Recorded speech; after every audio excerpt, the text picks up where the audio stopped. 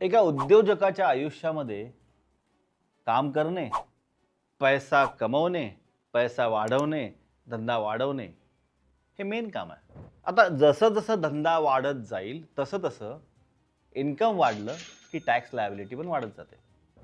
Tax liability वाढली की मग आपल्याला टॅक्सेशनसाठी कॉर्पोरेट टॅक्सच्या अंतर्गत खूप सारे पैसे हे शासनाला द्यावे लागतात. आता याच्यातून मार्ग काय? मार्ग आहे profit beyond tax infinite ROI strategy. ती काय आहे हे आपण सविस्तर बघण्याचा प्रयत्न करू.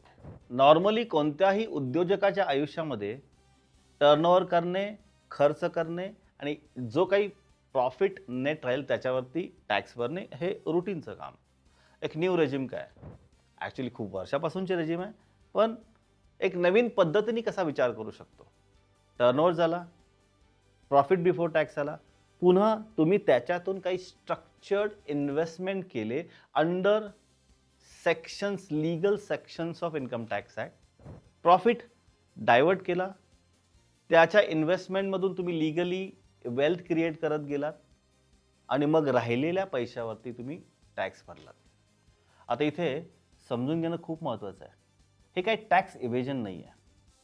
हा अख्खा पार्ट म्हणजे आपण आपल्या आयुष्यामध्ये इन्कम टॅक्सचे लॉज घेऊन आपला जो प्रॉफिट आहे हा आपण स्ट्रक्चरली डायव्हर्ट करून वेल्थ क्रिएट करणे.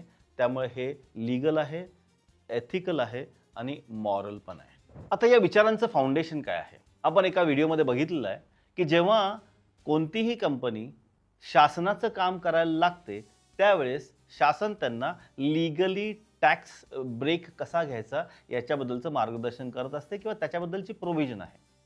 आता जेव्हा सेक्शन 37(1) अंतर्गत तुम्ही तुमचे की एम्प्लॉईज किंवा तुमचे की मॅन किंवा तुम्ही ॲज अ डायरेक्टर या सर्वांची काळजी घेतली जाते. म्हणजे काय की तुम्हाला काय झालं तर नॅशनल लॉस जो होणार आहे त्या नॅशनल लॉसला तुम्ही त्याला एका प्रकारे ब्रेक देता, त्यांच्या फॅमिलीजची काळजी घेता. म्हणून तो जो काही खर्च आहे 37(1) अंतर्गत हा तुम्हाला सगळा खर्च सोडल्यानंतर सुद्धा तुमच्या एक्सपेन्सेसमधून डिडक्ट केला जातो. तर म्हणजे काय की तुम्ही 25% टॅक्स जो शासनाला देणार होता हा आता डिफर केलाय. दिस इज 100% लीगल.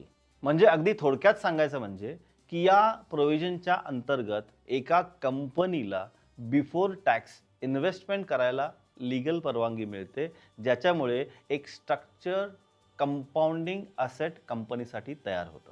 पण मला सांगा की याच्यामध्ये इन्फायनाईट ROI कसा होऊ शकतो?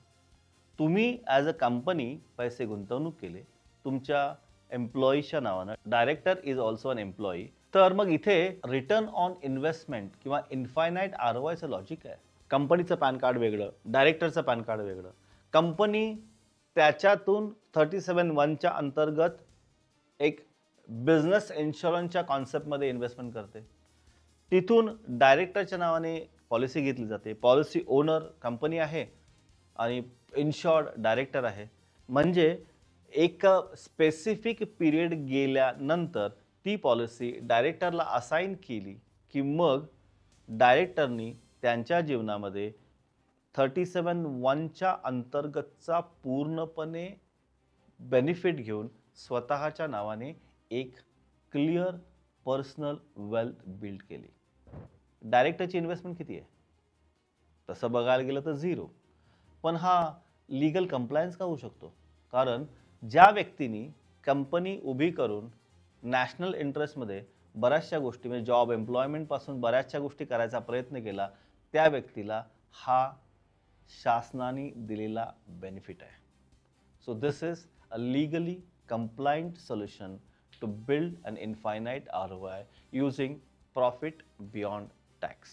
तर अशा तऱ्हेने कोणतीही एक प्रॉफिट मेकिंग बिझनेस असेल, त्याचे डायरेक्टर्स असतील, ते इन्फायनाईट ROI क्रिएट करू शकतात. पण त्याच्यासाठी लागतं एक financial education, literacy which is important and understanding the overall game of money.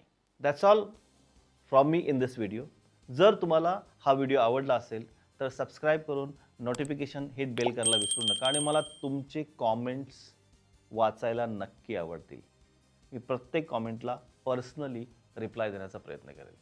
Thank you so much. भेटूया पुढच्या आठवड्यात.